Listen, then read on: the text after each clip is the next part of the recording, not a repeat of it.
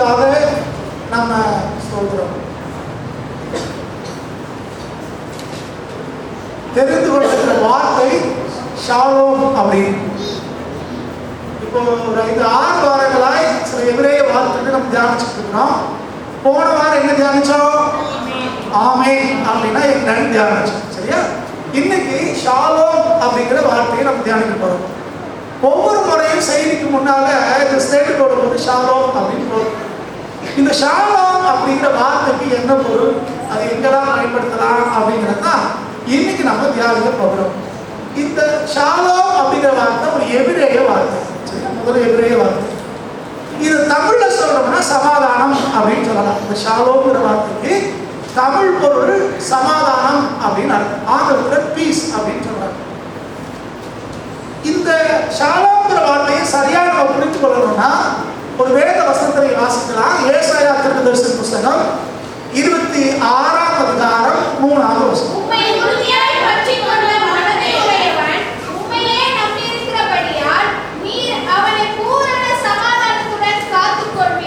இங்க இந்த சமாதானங்கிற வார்த்தையை தான் எபிரேய பைபிள்ல ஷாலோம் அப்படின்னு போட்டு வைத்திருக்காங்க. இங்க ஏசாயா ரொம்ப அழகா எழுதுகிறார். வெறும் சமாதானம் அப்படின்னு போடாம பூரண சமாதானம் அப்படிங்கிறது. ஷாலோம்ங்கிற அந்த வார்த்தைக்கு வெறுமனே சமாதானம் அப்படின்னு அர்த்தம் இல்லை, பூரண சமாதானம் அப்படின்னு அர்த்தம். பூர்ணமான சமாதானம், நிறைவான ஒரு சமாதானம் அப்படிங்கிறது அதனுடைய பொருள். இப்போ நம்ம பல நேரங்கள்ல நம்ம சமாதானம் அப்படின்னு சொல்லும்போது எதை சமாதானம் நினைக்கிறோம்? அமைதியா இருந்தா அதை சமாதானம் நினைக்கிறோம். அப்படித்தானே? அமைதியா இருக்கணும்னா சண்டை சச்சரவு இல்லாமல் இருந்தா நம்ம அதை சமாதானம் நினைக்கிறோம். நம்ம உலக பிரகாரமா அப்படித்தான் நினைக்கிறோம். நல்லா இருக்கீங்களா அப்படின்னு கேட்போம். சமாதானமா இருக்கீங்களா அப்படின்னு கேட்கிறோம்.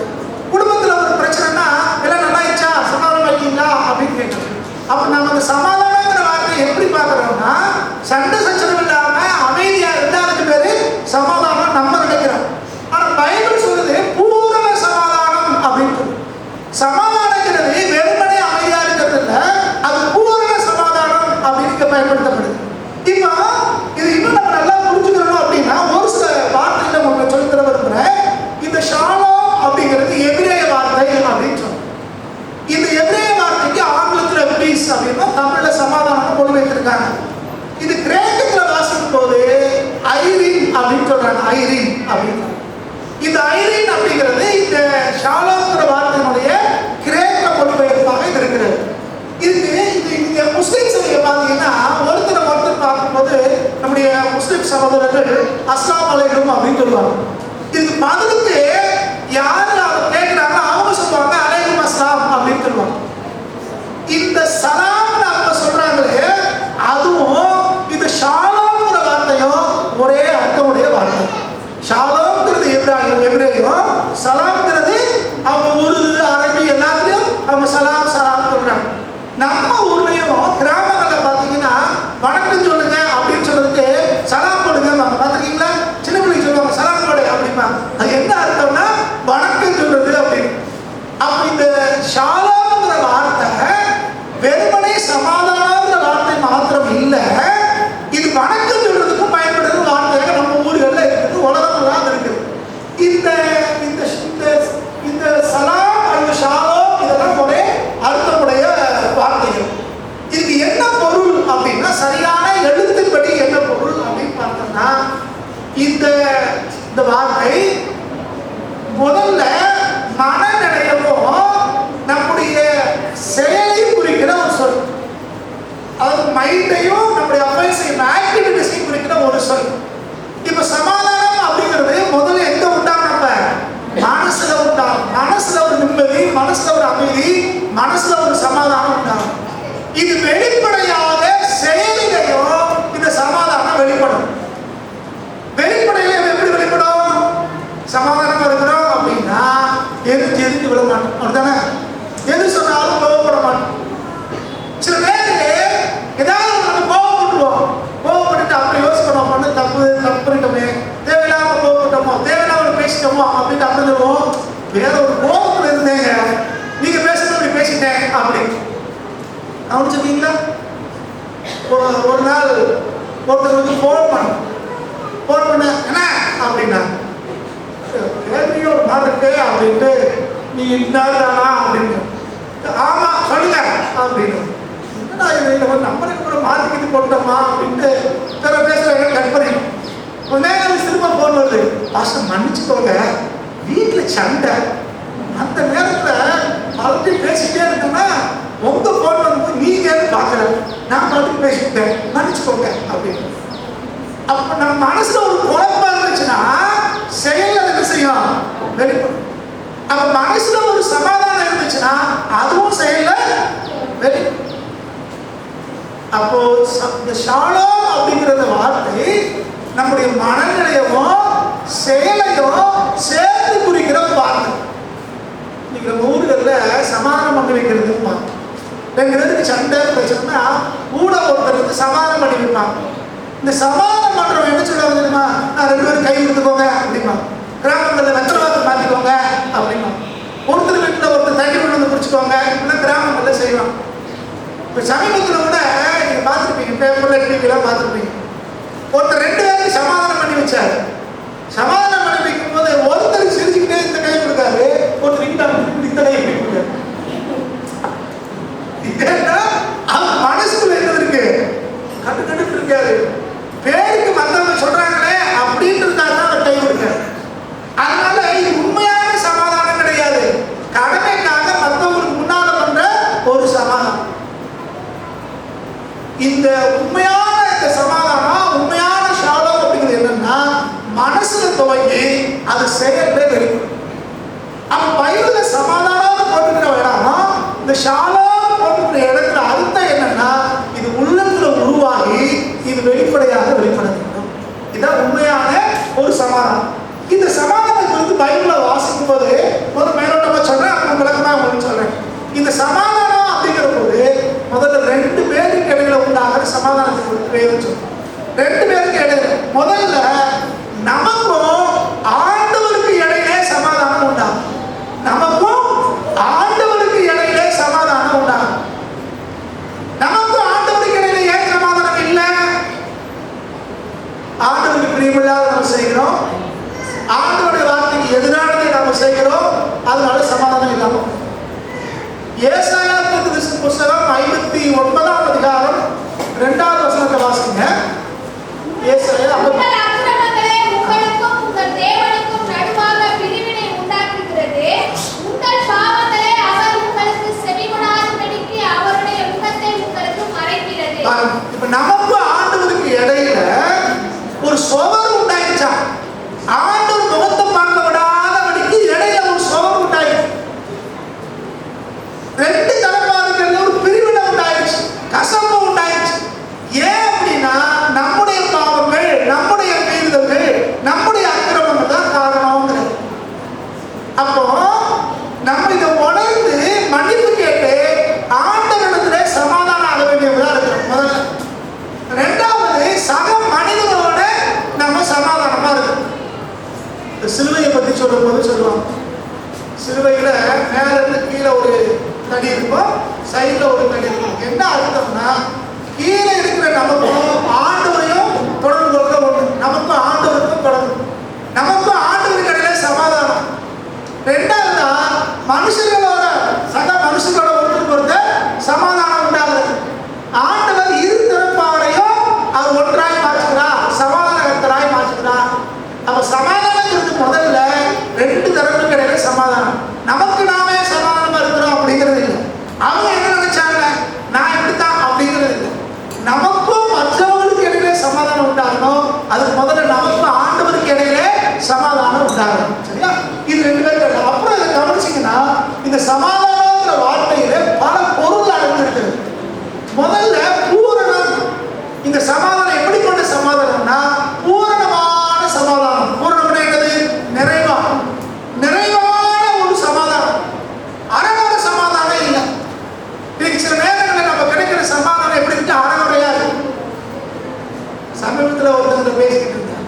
அவங்க சொன்னாங்க, இப்ப தாய் பிரச்சனை முடிஞ்சிச்சு அப்படின்னு நிம்மதியா இருக்கும் நினைச்ச பாஸ்டர் அது வந்துருச்சு அப்படின்னு. இப்பதான் சமாதானம் வந்துருச்சு, இது நல்லா இருக்கலாம் அப்படின்னு நினைச்சோம், அதுக்கு இந்த பிரச்சனை வந்துருச்சு அப்படின்னு. அப்போ அவங்களுக்கு கிடைச்ச சமாதானம் நிறைவானது இல்லை, பூர்ணமானது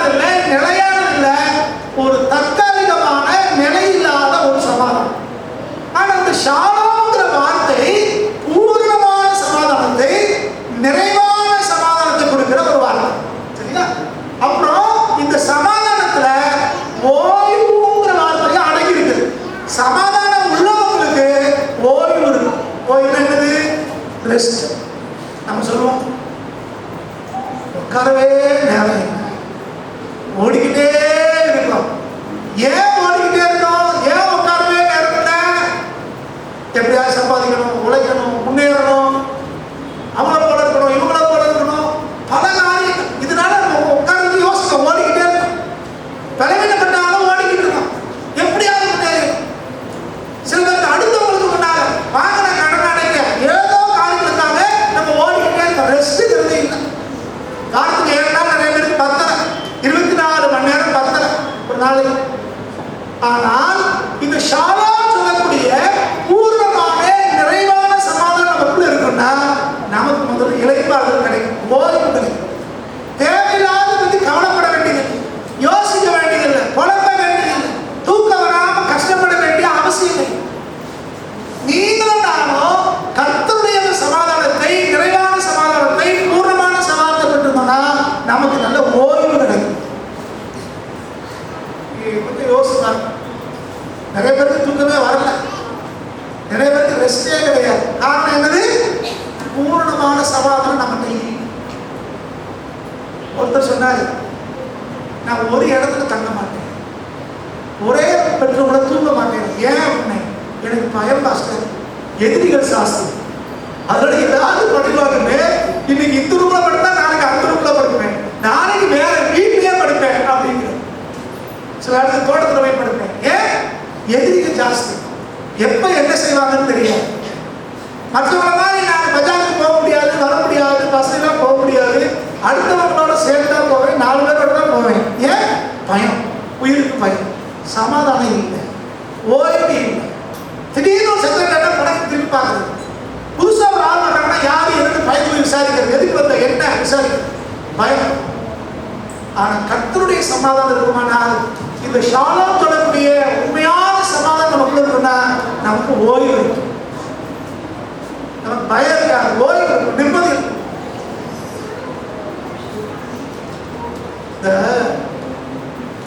நம்ம ஊர்ல சொல்லுவோம், பல நேரத்துல உலகானந்து கூட கடற்காரங்க தூங்க மாட்டாங்க. பார்த்துருக்கீங்களா? நம்ம ஊர்ல சொல்லுவாங்க, கொலை செஞ்சவங்க கூட ஒளிஞ்சுக்கிட்டு எங்கேயாவது தூக்கிடுவானா, போலீஸ் வர வரைக்கும் தூக்கி ஞாபகம் ஒளி தூக்கிடுவானா. ஆனா அந்த கடன் வாங்கினவங்க மனசு பயந்துகிட்டே இருக்கும். ராமாயணத்திலே என்னமோ ஒரு வரியில் இருக்கு நினைக்கிறேன், கடன் பட்டா நெஞ்சம் போல அப்படின்னு. ஏன்னா எப்போ வந்து கேட்டு வந்துடுறான்னு தெரியல, எப்போ வீட்டுக்கு வருவான்னு தெரியல, தொழில்பாட்டு கேட்கணும் என்னமோ மனசு படபடன்னு அடிக்கும். நமக்கு ஓய்வுங்கிறது இருக்கு, நிம்மதிங்கிறது இருக்கு. ஆனா தெய்வீக சமாதானம் எப்படி இருக்கும்னா, கர்த்தர் கொடுக்குற சமாதானம் இருக்கும்னா, அந்த ஷாலோம்ங்கிற சமாதானம் இருக்கும்னா நமக்குள்ள ஓய்வு வரும். அப்ப இந்த ஷாலோம்ங்கிறதுல வெறும் திறப்பாருக்கு இடையிலே உண்டாகிற சமாதானம், பூரணமான சமாதானம், நிறைவான சமாதானம்.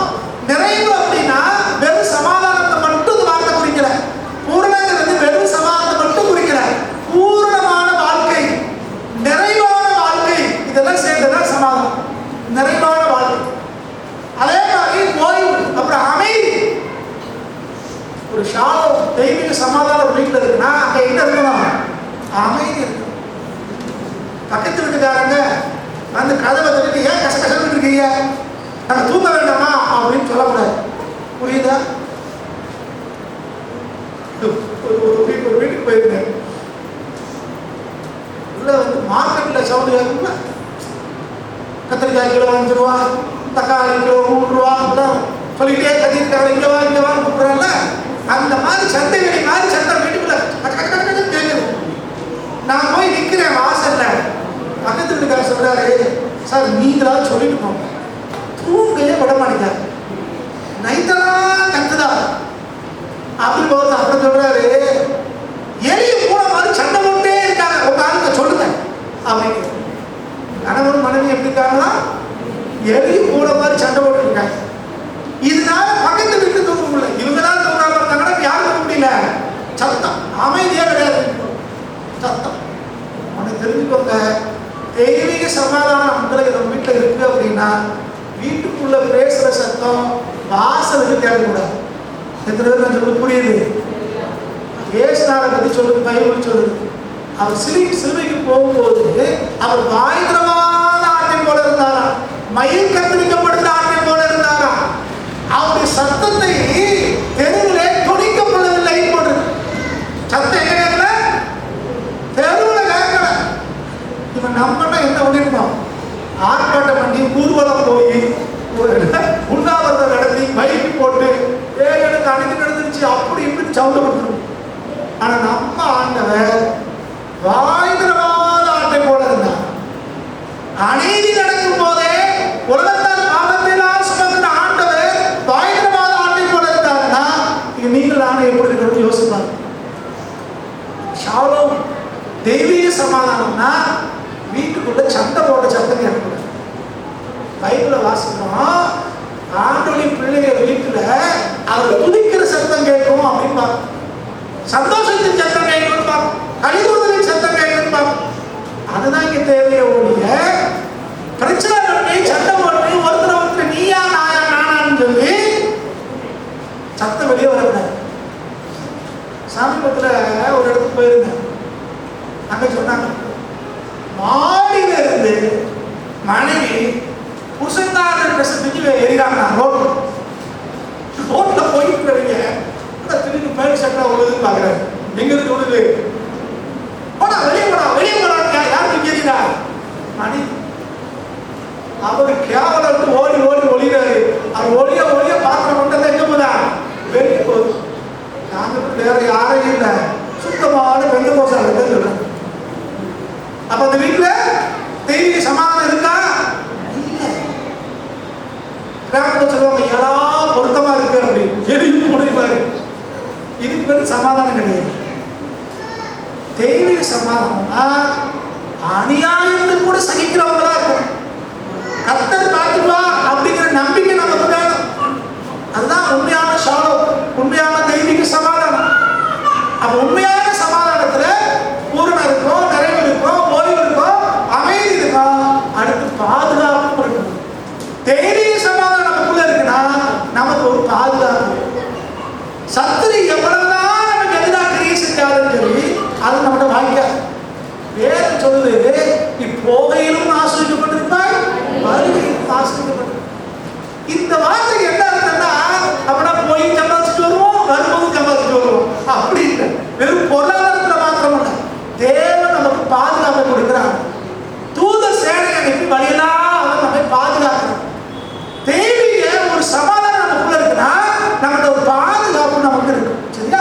அதுக்கப்புறம் பாத்தீங்கன்னா சந்தோஷமும் மகிழ்ச்சியும் தங்கும். இந்த ஷாலோம், இந்த சமாதானம் நமக்குள்ள இருந்துச்சுன்னா சந்தோஷம் இருக்கும், மகிழ்ச்சி. சில நேரங்கள்ல கஷ்டங்கள் வழியாக நம்ம கடந்து போகலாம், நெருக்கங்கள் வழியாக கடந்து போகலாம். ஆனாலும் முகத்துல ஒரு சந்தோஷம் இருக்கணும், அகத்துல உள்ளத்துல ஒரு சந்தோஷம், ஒரு மகிழ்ச்சி. தியானிக்கணும். சுருக்கமாக முன்முறையாக உங்களுக்கு சொல்றேன்.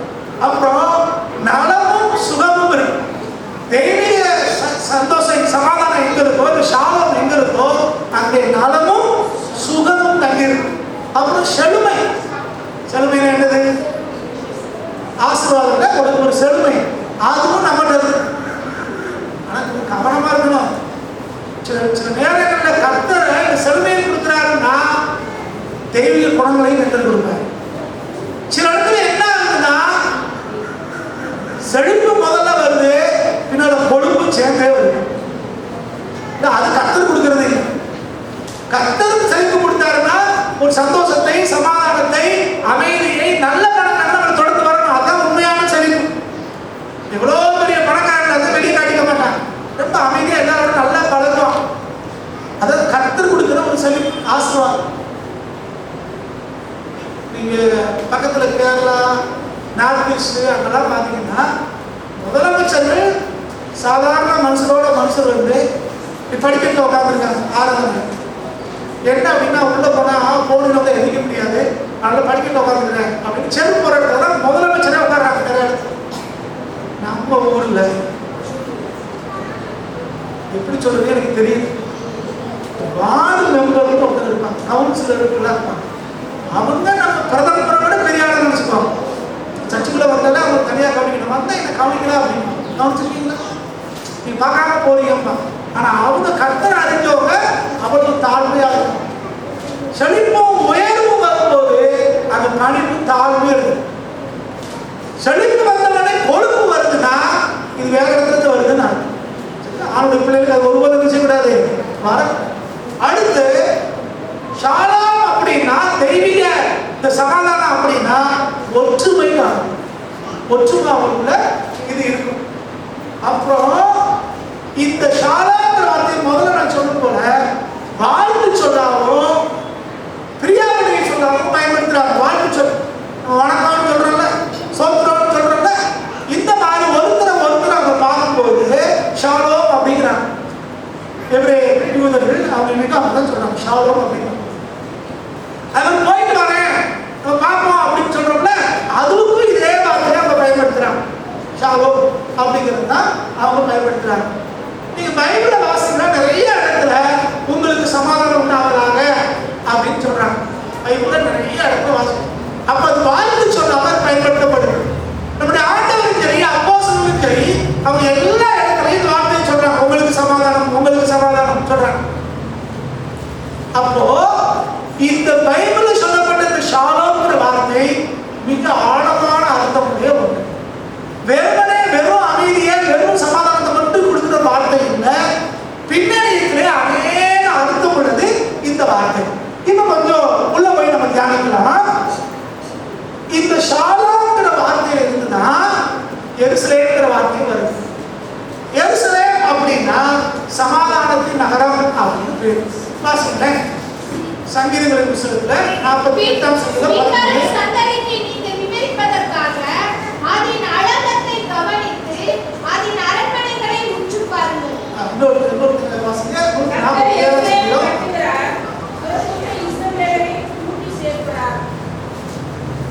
வாசிங்க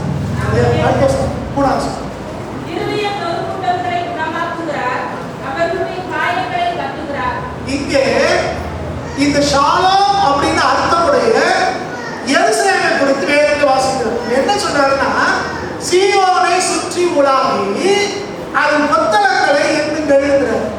எருசலேம்ல அங்க சீயோன் மலை இருக்கு, அது மேல நிறைய டவர்ஸ் இருக்கு, கொத்தளங்கள் மேல இருக்கு. அதெல்லாம் கவனிச்சு பார்த்து அதை எண்ணுங்கள் அப்படிங்கிற.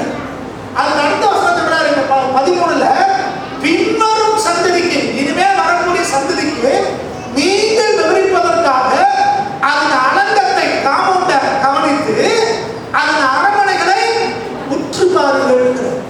எங்க எருசலேம் சமாதானத்தின் நகரம்னு பேர் வாங்கியிருக்கு. அந்த நகரத்தின் அரண்மனையை பாருங்க, அந்த நகரத்தினுடைய காமௌண்ட் சுவரை பாருங்க, அந்த அங்க இருக்கிற கோபுரங்களை பாருங்க அப்படிங்கிற. எதுக்குன்னா பின்னால வர சந்ததிக்கு நீங்க சொல்லணும், அதுக்கு தாங்க. எதுக்கு அப்படி சொல்றாருன்னா, இப்போ 147ஆம் சங்கீதத்துல வாசம், கர்த்தர் எருசலேமை கட்டுகிறார், புறத்துண்டு இஸ்ரவேலரை. என்ன அர்த்தம்னா, இன்னொரு நாள் நம்ம தியானிக்கலாம். இந்த எருசலேம் நகரம் பல முறை தீட்டுப்படுத்தப்பட்டுச்சு, பல முறை கொள்ளையடிக்கப்பட்டுச்சு, பல முறை இடிக்கப்பட்டுச்சு.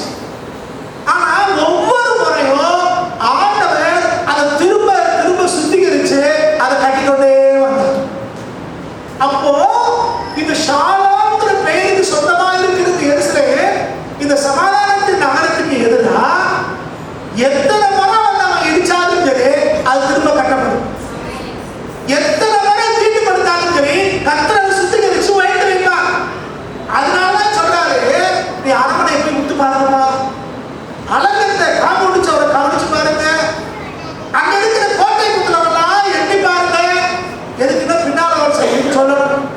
இப்படி இருக்க இது என்னைக்கு இப்படி இல்லை, பலமுறை சத்துருக்களால இடிக்கப்பட்டுச்சு, பலமுறை நிர்மூலமாக்கப்பட்டிருக்கு, தீட்டுப்படுத்தப்பட்டுச்சு, கொள்ளையடிச்சுட்டு போனாங்க.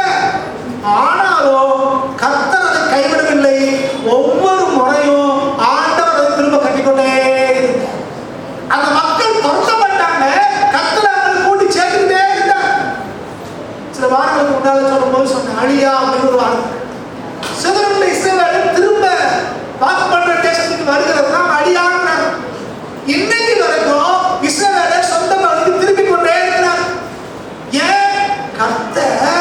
அந்த நகரத்தை, தேவனுடைய நகரத்தை அது சமாதானத்தின் நகரமாக மாற்ற விரும்புகிறார். ஆனா எழுத்தின்படி அந்த அக்கிரமம் மிகுதியா இருக்கிறபடினாலே, பாவம் மிகுந்திருக்கிறபடினாலே இன்னைக்கு வரைக்கும் அந்த சமாதானம் இல்லை. ஆனா ஒவ்வொரு முறையும் மைண்ட்ல பாத்தீங்கன்னா தெரியும், அவங்க பலகாலை பின்பற்றி போவாங்க, தோப்பு விக்கிரங்களை வணங்குவாங்க, கர்த்தரை விட்டு விலகுவாங்க. ஒவ்வொரு முறையும் அது பாதிக்கப்படும். ஆனா எப்ப அவங்க கூப்பிடுறாங்களோ, அவங்க நடந்திருக்கிறாங்களோ, அப்ப ஆண்டவர் ஒரு அக்ஷனை அவங்களுக்கு எழுப்புவார். திரும்ப அவங்களை தேவன் கட்டுவார். திரும்ப அவங்களுக்கு சமாதானம் தேவன் கொடுப்பார். அப்ப எருசலேம் சமாதானத்தின் நகரம்னா எல்லா நாளும் நிம்மதியா இருக்குன்னு சொல்ல முடியாது. அவருடைய தவறு நிமித்தமாய், அவளுடைய பாவத்து நிமித்தமாய் அது பல முறை பிரச்சனைக்குள்ள சத்துக்கு கைக்குள்ள போகுது. ஆனா கர்த்தர் திரும்ப அதை தூக்கி நிறுத்துறார். மனம் திரும்ப போது தூக்கி நிறுத்துறார். அப்ப உண்மையான சமாதானம் என்னன்னா, நம்ம கர்த்தருக்குள்ள இருந்தோம்னா, கர்த்தருடைய வசனத்தின்படி இருந்தோம்னா, நம்ம தேவன் கட்டிக்கொண்டே இருப்பார், சுத்திகரிச்சு கொண்டே இருப்பார், கர்த்தர் நம்மளை பலப்படுத்திக்கிட்டே இருப்பார். ஆனால் ஆண்டவரை விட்டு விலகுவோமே ஆனால், பாகால்களை விலகுவோமே ஆனால், தோப்பு விக்கிரங்களை விலகுவோமே ஆனால், அக்கிரமங்களை செய்வோம்னா, வேதத்துக்கு விரோதமாய் செயல்பட ஆரம்பிச்சோம்னா கர்த்தர் விட்டு விடுகிறார். அது சமாதானத்தின் நகரம் தான். ஆனால் சத்துருக்கள் அங்க வந்து அதை மிதித்து போட்டு அந்த தீமை செஞ்சதுக்கு பிறகுதான் அவங்க உணர்வடைகிறாங்க. அப்ப உணர்வடைகிறவர்களை மனம் திரும்புகிறவர்களுக்கு தான் அது சமாதானத்தின் நகரம்.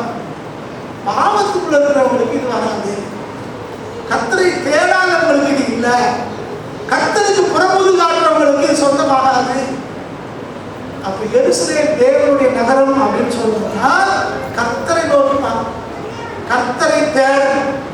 கர்த்தரை தேடும் போது, கர்த்தரை நோக்கி பார்க்கும் போதுதான் இது நம்ம வாழ்க்கையில வரும். புரிஞ்சவங்களே சொல்லுங்க. அப்ப ஷாலோம்ங்கிறதுக்கு அர்த்தம் சமாதானம், நிறைவான சமாதானம், பூர்ணமான சமாதானம் அப்படின்னு சொன்னாலும் கர்த்தருக்குள்ள இருக்கிற வரைக்கும் தான் அந்த சமாதானம். பல முறை நான் சொல்லியிருக்கேன், உங்களுக்கு தெரியும். கர்த்தருடைய ஆசீர்வாதங்கள் எல்லாமே நிபந்தனைகளுக்கு உட்பட்டது. நிபந்தனை இல்லாம ஒரு ஆசீர்வாதத்தை பைபிள்ல பார்க்க முடியல. ஆனா பல பேர் நம்ம என்ன சொல்றது, கிருபை காலத்தில் இருக்கிறோம். உண்மைதான், கர்த்தர் கிருபையா ரட்சித்திருக்கிறார், அவருடைய கிரியையின்படி அல்ல. ஆனா சில ஆசீர்வாதங்களை சுதந்திரிக்கணும்னா கர்த்தர் ஒவ்வொரு இடத்துலயும் அங்கே ஒரு நிபந்தனையை வச்சிருக்கிறார். உதாரணமா 10 கற்பனையிலேயே ஆண்டவர் சொல்றாங்க, உன் 1000 நாள் நீடித்திருக்கும்படிக்கு நல்லா இட்லி தோசை சாப்பிடு, மட்டனை சாப்பிடு, இல்ல சத்து மாத்திரை சாப்பிடு அப்படின்னு சொல்றது. ஒரு தாயும் தகப்பனையும் கணவன் பண்ணுவாங்க. தாயும் தகப்பன் நம்ம கணவன் பழைய பிரமாணம். ஆனா இது தாயும் தகப்பனையும் கணவன் நமக்கு என்ன உண்டாமா, நீடி ஆகி உண்டாம். அப்ப தாயும் தகப்பனையும் கணவன் பண்ணலன்னா நம்ம காலண்டர்ல ஒரு நாளைக்கு இருக்கிற மாதிரி ஆயுஷ் நாள் என்ன செய்யலாம், குறைஞ்சிக்கிட்டே. யாரு தாயும் தகப்பனையும் கணவன் பண்றாங்களோ அவங்களுடைய ஆயுஷ் நாள் என்ன செய்யலாம், ஆயுஷ் நாளை நீடிக்க பண்ணுவேன், வாக்கு பண்ணிருக்கிறேன் அப்படின்னு அவர் சொல்றாரு. ஆமா, ஆயுஷ் நாளை நீடிக்க பண்ணு, வாக்கு பண்ணிருங்க. ஆனா நீ என்ன செய்யணும், தாயும் தகப்பனையும் கணவன். அன்னைக்கு ஒரு வாய்ப்பு தம்பிட்டு பேசிட்டு அவங்க பெருசு வச்சா அப்படின்னு, பெருசு வந்துச்சா, யாரு சொல்றா பெருசா, யார் நான் பெருசு அப்படிங்க, எங்க அப்பாங்க அப்படின்னு. அப்பாவே எப்படி பாக்குறா, பெருசு வந்துச்சா. எனக்கு அதிர்ச்சி ஆகி போச்சு. பெருசு நம்மளே எப்படி சொல்றேன், வீட்டுல எப்படி பேசுறான்னு பார்க்கலாம். இதுக்கெல்லாம் ஆயுஷ் நாள் நீடிக்காது. ஆயுஷ் நாள் எப்படித்தான்மா, ரொம்ப ரொம்ப எங்க ஊர்ல சொல்லுவாங்க, ஓலப்பட்டியில சுற்றுவாங்க, ஓலப்பாயில சுற்றுவாங்க. ஓலப்பாயில யாரும் சுற்றுவாங்க, இப்ப நம்ம தெரியாதா, ஓலப்பாயில யாரும் சுற்றுவாங்க, ஆக்சிடென்ட் வெட்டுப்பட்டு செத்துவேன் அவங்க வந்து என்ன செய்வாங்க, ஆயிரம் மரணம் அடைஞ்சவங்க தான் ஓலப்பாயில சுற்றுவாங்க. ஓலப்பாயில சுத்தப்படுறதுக்கு காரணம் என்னது, அந்த உரிமை இந்த உரிமை எல்லாம் பேசுறோம். தாய் போன கடன் படுத்தாங்க, தெருவில் வெட்டுப்பட்டு கிடக்க வேண்டிய அவசியம் கிடையாது. புரிந்து கொள்ளும். அப்போ கர்த்தர் ஆயுஷ் நாளை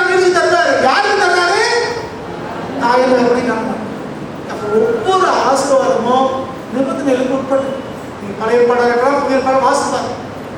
நீ எப்படி வேணாலும் இருந்துக்கோ, உன்னை ஆசிரியர் கத்தர் சொல்லல. பணம் கூட சொல்லியிருக்கேன். டாக்டர்கிட்ட போனா காயங்கள் போனா அவங்க என்ன செய்வாங்க, சீத முதல்ல பிரிக்க எடுப்பாங்க, உன்னை சுத்தம் பண்ணுவாங்க, அதுக்கு பேரெல்லாம் மருந்தம் போடுவாங்க, மாத்திரை கொடுப்பாங்க.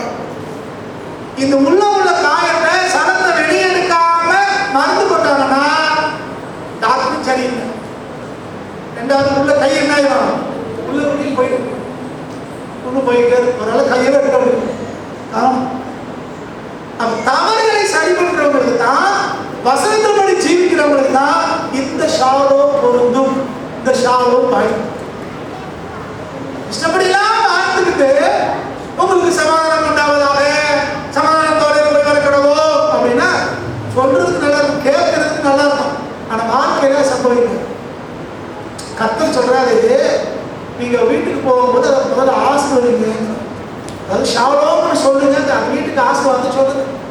தகுதி உள்ளவன் இருந்தாங்கன்னா அது அவங்களுக்கு சொந்தமா மாறும், இல்லைன்னா அது உங்களுக்கு திரும்ப வந்துருங்க. இந்த ஷாலோம் தான் சொல்றாரு, எந்த வீட்டுக்கு போனாலும் முதல்ல என்ன சொல்லுங்க, ஆசீர்வதிங்க, ஷாலோம்னு சொல்லுங்க, அவங்களுக்கு வெயில் சமாதானம் உண்டாகும். அது பாத்திரமாக இருந்தாலும் அது அவங்களுக்கு சொந்தமா மாறும், இல்லைன்னா சொல்றவங்களுக்கு திரும்ப வருங்க. அது என்ன அர்த்தம், நம்ம சொல்ற நம்ம ஆசீர்வாதம் ஷாலோ எல்லாருக்கும் போய் வாங்கிக்க. அவர் தானே ஜெபம் பண்ணாரு, நடக்கலையே. போக நடக்கல மாஸ்டர், எங்க தாத்தா 10 நாளா படுத்தப்படுக்கையா இருக்கு, சாப்பிடவே மாட்டீங்க, இழுத்துக்கிட்டே கிடக்கு, நீங்க வந்து ஜெபம் பண்ணிக்கிறேன் அப்படின்னு. நான் ஜெபம் பண்ணிடுவேன், அவர் செத்துடுவாரு. நீ என்ன சொல்லுவ, மாஸ்டர் ஜெபம் பண்ணாரு, செத்துட்டாரு. ஜபத்துக்கு என்ன பலன், காசு ஜெபம் பண்ணாலும் செத்துட்டாரு. ஜெபம் எதுக்கு பயன்படுது, உலகாத ஜெபம். இப்படிதான் பலன் நம்ம ஜெபம். சார் நடந்தவர் எழுதி வந்தாருன்னு சொன்னா அது சாட்சி தானே. நீங்க சீக்கிரம் போட்டு எங்களால வேலைக்கு போகாம இருக்க முடியல, பார்த்துட்டு இருக்க முடியல, சீக்கிரம் ஜெபம் பண்ணி அனுப்பி வச்சிருக்காங்க மாஸ்டர். என்ன நீங்க நிறைய பேர் சொல்லிட்டு பாத்திரவான்களா இருந்தாலும் இந்த ஷாலோ வாங்கிக்க. இப்ப அடுத்து ஸ்தோத்திரம் வாசிங்க. இது ஆண்டவருடைய ஒரு பெயர். இந்த ஷாலோங்கிறது ஆண்டவருடைய ஒரு பெயர். ஏசாயா 9ஆம் அதிகாரம் 6ஆம் வசனம். நமக்கு ஒரு பாலகன் பிறந்தார், நமக்கு ஒரு குமாரன் கொடுக்கப்பட்டார், கர்த்தத்துவம் அவர் தோளின் மேல் இருக்கும். அவர் நாமம் அதிசயமானவர், ஆலோசனை கர்த்தா, வல்லமையுள்ள தேவன், நித்திய பிதா, சமாதான பிரபு. சமாதான பிரபு. நம்ம ஊர்ல கொஞ்சம் பேர் சமாதான பேர் வச்சிருக்காங்க, பெண்கள் எனக்கு இல்லையே, அதான் நான் பாட்டு சொல்லி காசு எரிய புரிய வச்சு சொல்றாரு அப்படின்னு கூடாது, அது தீர்க்கதரிசனமா சொல்லிட்டாரு. சமாதான பேர் வச்சு நிறைய பேருக்கு சமாதானமே இல்லையே. நம்ம ஊர்ல பிள்ளை நல்ல கருப்பா இருக்கான், பேர் வெள்ளச்சாமின்னு வைப்பாங்க, பாத்தீங்களா? அந்த மாதிரி தான் சமாதான பேர் வச்சிருக்கோம், எங்க போனாலும் சண்டை இருக்கு. அது பேர் வந்து சண்டை, சொந்தக்காரங்க சண்டை, சமாதானம். இங்க அப்படி சமாதானத்தை போடல. உண்மையிலேயே ஆண்டவர் யாரு, அவர் சமாதான பிரபு. ஆண்டவருக்கு பேரே அது, அவர் சமாதானம் செய்கிறவர். அவர் பரலோகத்துக்கும் நமக்கும் சமாதானத்தை பண்ணி வச்சிருக்கிறார். இரு தரப்பாரையும் அவர் ஒன்றாய் மாத்திருக்கிறார். நம்முடைய ரத்தத்தை சிந்தி அவர்களை ஒன்றாய் மாத்திருக்கிறார். சமாதானம் பண்ணுகிறவர்.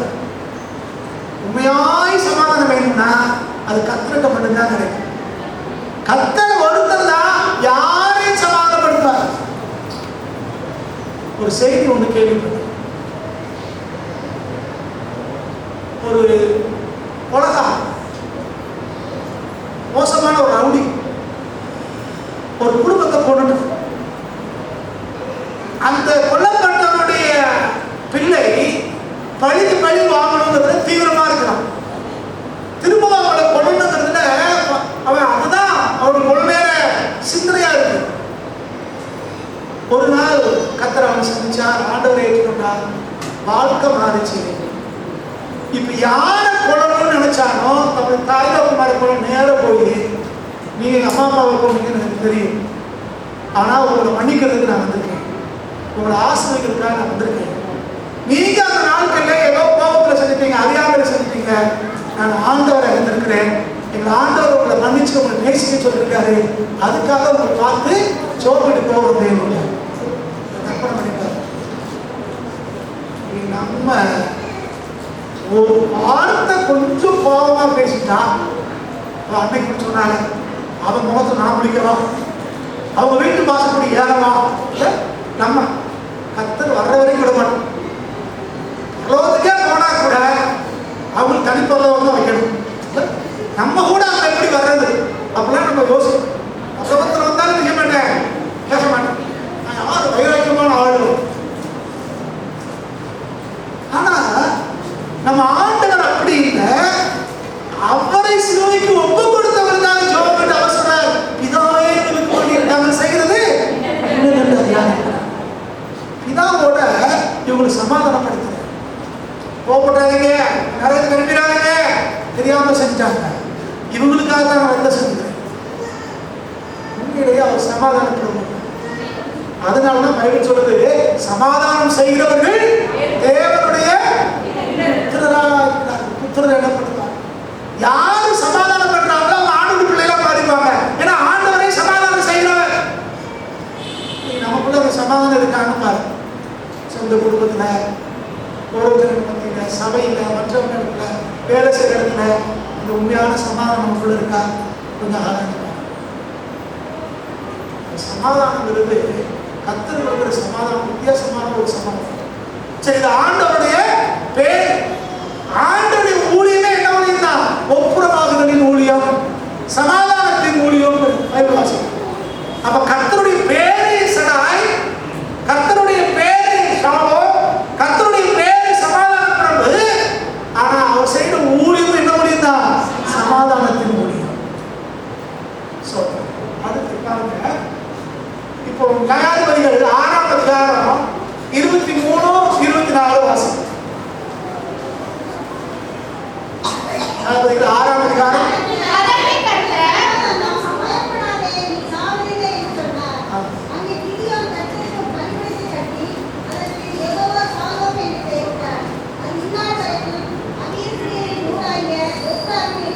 இந்த நியாயாதிபதிகள் 6ஆம் அதிகாரம் உங்களுக்கு தெரியும் இல்லையா? கிதியோன்ட்ட வந்து பேசுறது. இப்ப ஆண்டவர் சொல்றாரு, உங்களுக்கு சமாதானம், பயப்படாத, நீ சாவே இல்லைன்னு. ஏன்னா முதல்ல எடுத்து பேசுறாரு, தேவன் தான் அப்படின்னு தெரிஞ்ச உடனே ஐயோ இது ஆண்டவராச்சே அப்படின்னு செத்துருவனோ அப்படின்னு பயப்படான். ஏன்னா பைபிள் படி பிதாவாகிய தேவனை பார்த்தா ஒருத்தன் என்ன செய்யணும்? செத்துருவான். அப்ப வந்திருக்கிறது பிதாவாகிய தேவன் தானோ அப்படின்னு பயப்படும். பைபிளை நீங்க படிச்சீங்கன்னா காணத்தக்க ரூபம் கொண்டு வந்தவர் ஆண்டவராக இயேசு கிறிஸ்து மாத்திரம். பழைய பாட்டிலே அவர் இயேசுங்கிற பேர் இல்லை, அவர் தூதன் ஆனவராய் பல இடங்கள்ல வருகிறார். இந்த குமாரன் வார்த்தையானவர் தூதன் ஆனவராக வருகிறார். இங்க அவர் தான் வந்தாரு, அதனால சாப்பிட்டான். ஆனா நம்ம ஊர்ல பைபிளை படிக்கிறாங்களா படிக்கலன்னு எனக்கு தெரியல. ஒரு சில ஊழியக்காரங்க சொல்றாங்க, நான் பரலோகத்துல போனேன், பிதாவை பார்த்தேன், அன்னைக்கு கொஞ்சம் கூட பேசிட்டு இருந்தாரு. கிறிஸ்டியனுக்கு போனேன், கஷ்டப்படியில் உட்காந்து என் பிதா பேசிட்டு இருந்தாரு. எங்க வீட்டுக்கு வந்தாரு, என் கூட பேசிட்டு இருந்தாரு. என் மகனே கூப்பிட்டாரு, என் மனைவியை மருமகளே கூப்பிட்டாரு. இப்பதான் நம்ம ஆளுங்க கதை விடுறேன். பைபிள்ல இல்லாத கதை. சின்ன பிள்ளைகள கதை சொல்லுவோம் அப்படின்னு சொல்லி வச்சுக்கோங்க, அது பாட்டுக்கு அடிச்சு விட பார்த்துருக்கீங்களா? நான் போறேன்னா ஒரு சிங்கம் வந்துச்சா, அது என்னன்னே தெரியாது, ஆனா பிள்ளைய அடிச்சு விடும். எனக்கு பொழுதுபோக்கு. நம்மள அப்படியான்னு கேட்டா அது பாட்டுக்கு சொல்லும். நான் போனேன், சிக்கத்தை பிடிச்சி இழுத்தேன், காக்க பிடிச்சேன் அப்படிலாம் சொல்லும். அந்த மாதிரி நம்ம என்ன செய்றாங்க? கதை தான். இப்போ ஒரு புது வார்த்தை சொல்றாங்க, உருட்டு அப்படின்னு. நிறைய உருட்டு தான் எங்க ஓடுது? நம்ம ஆளுக்கு ஓடும். அவனி பயந்து போனாரு, பிதாவின் தேவனார் போறோம் செத்துருவோமா அப்படின்னு. அப்பதான் ஆண்டவர் சொல்றாரு, கர்த்தர் சொல்றாரு, இது இல்லை, உனக்கு சமாதானம் உண்டாவதாக, பயப்படாத, நீ சாவது. உனக்கு சமாதானம் வந்துருச்சுன்னா என்ன ஆகும்ல? சாப்பிடும். இப்படி சொன்ன உடனே கிதியோன் என்ன செய்யறானா, அந்த இடத்துல ஒரு பலிபீடத்தை கட்டி அதுக்கு என்ன பேர் வச்சாரு? ஷாலோம். ஷாலோம்னா நிறைவான பரிபூர்ணமான சமாதானம்.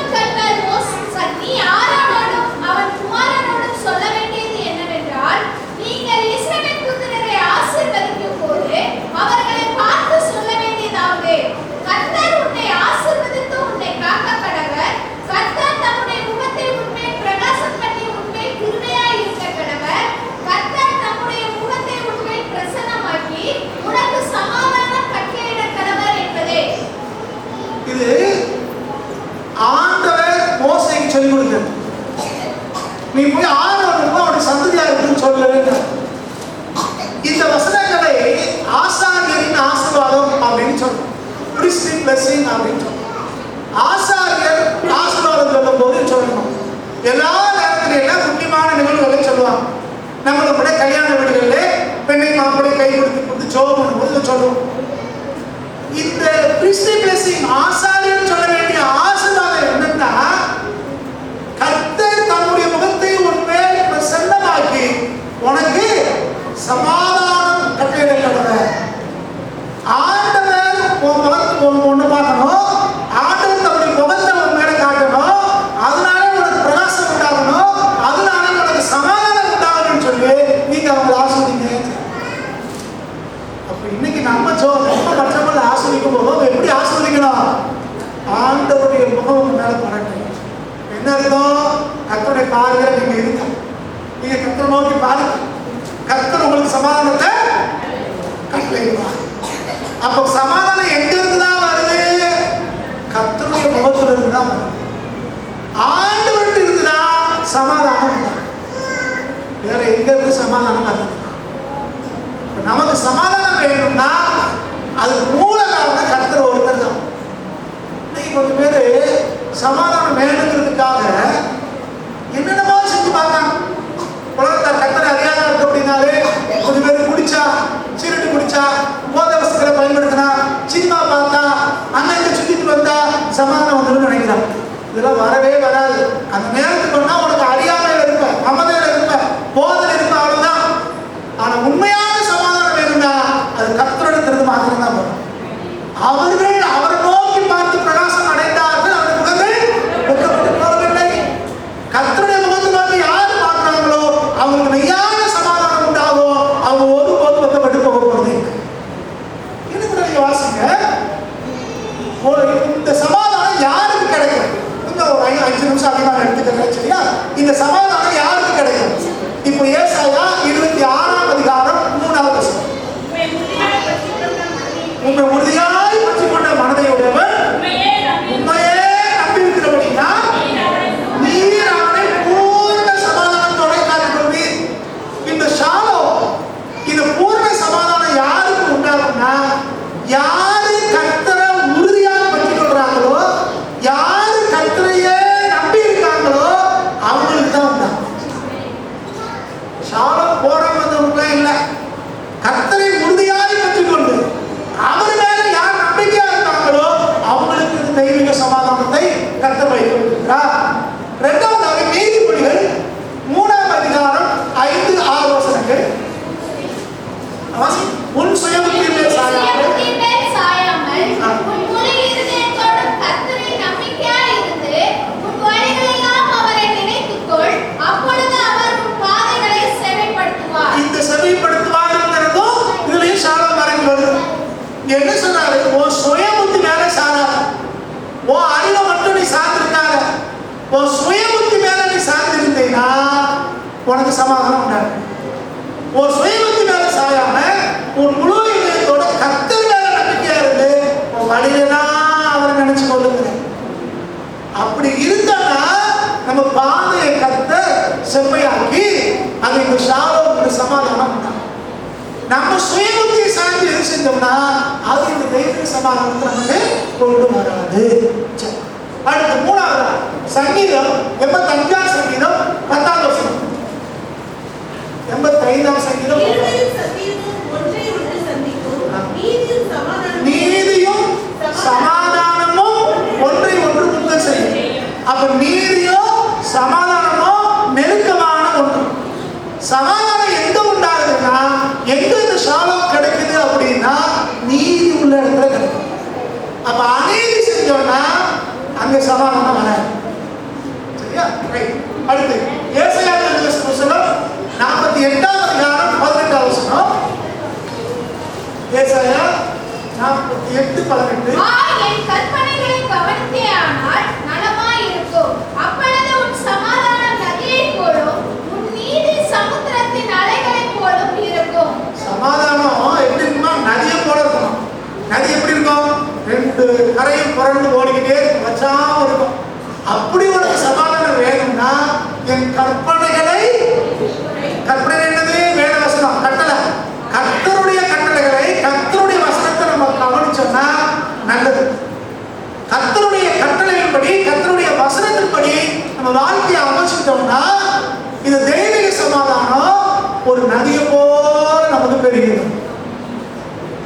கர்த்தருடைய கட்டளை ரொம்ப முக்கியம். கர்த்தருடைய கற்பனை நமக்கு ரொம்ப முக்கியம்.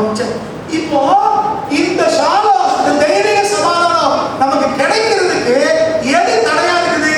ஏசாயா 48:22 ரொம்ப போடுங்க. துன்மார்க்கனுக்கு சமாதானம் இல்லை என்று கர்த்தர் சொல்றார். அப்ப சமாதானம் யாருக்கு இருக்காது? ரெண்டாவது ஏசாயா 59:12 வாசம். ரட்சிக்க கூடாதபடிக்கு கர்த்தருடைய கை குறியும் போல. ஆனா நமக்கு அவங்களுக்கு ஆண்டவருக்கு எது பெரிய சுவரா இருக்குதா? நம்முடைய அக்கிரமம், நம்முடைய மீறுதல், நம்முடைய பாவம். அப்போ துன்மார்க்கனுக்கு சமாதானம் இல்லை, அக்கிரமத்துல பாவத்தில் இருக்கிறவங்களுக்கும் இந்த சமாதானம் கிடைக்காது. இதெல்லாம் சமாதானத்துக்கு தடையான ஒன்று. கடைசியா வாசகம் நிறைவு செய்வோம். யோவான் எழுதின சுவிசேஷம் 14:27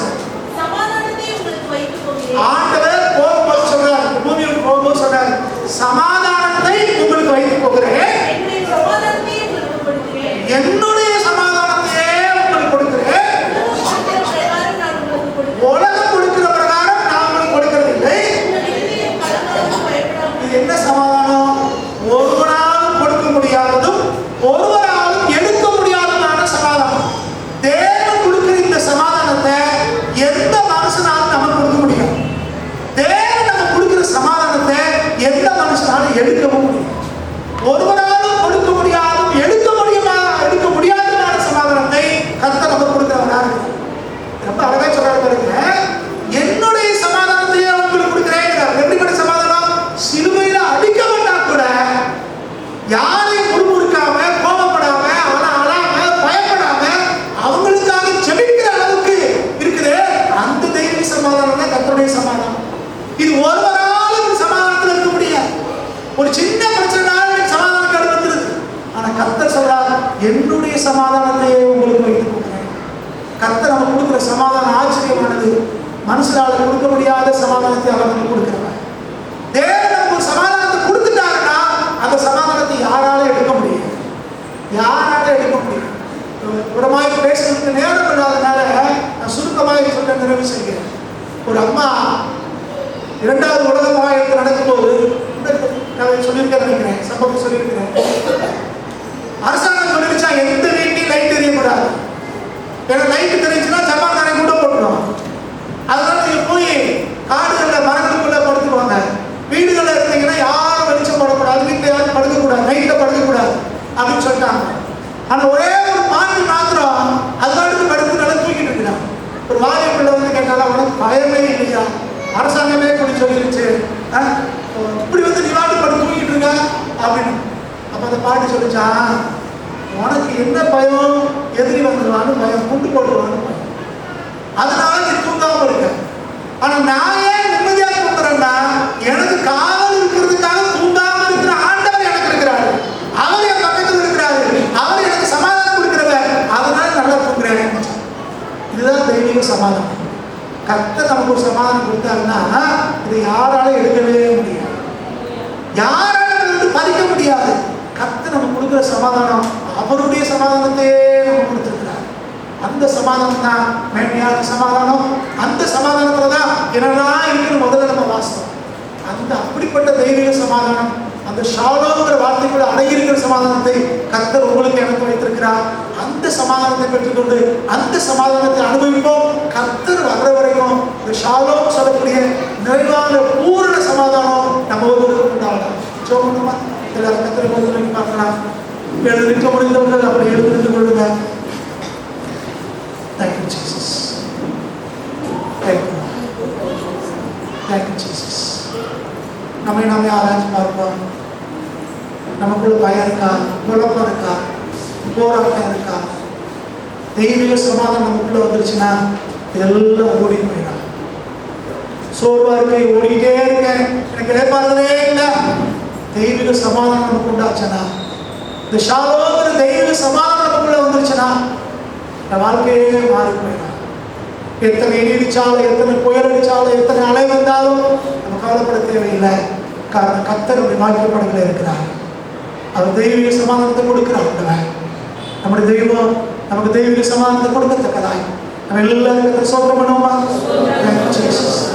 அதை ஒருத்தர் தேவ சமுத்திரமும் கொடுத்து அதை ஷாலோங்கிற தெய்வீக சமாதானம் உண்டாகத்தக்கதாய் கர்த்தர் கிருபை செய்யும்படி ஒருத்தர் செபிக்கலாம்.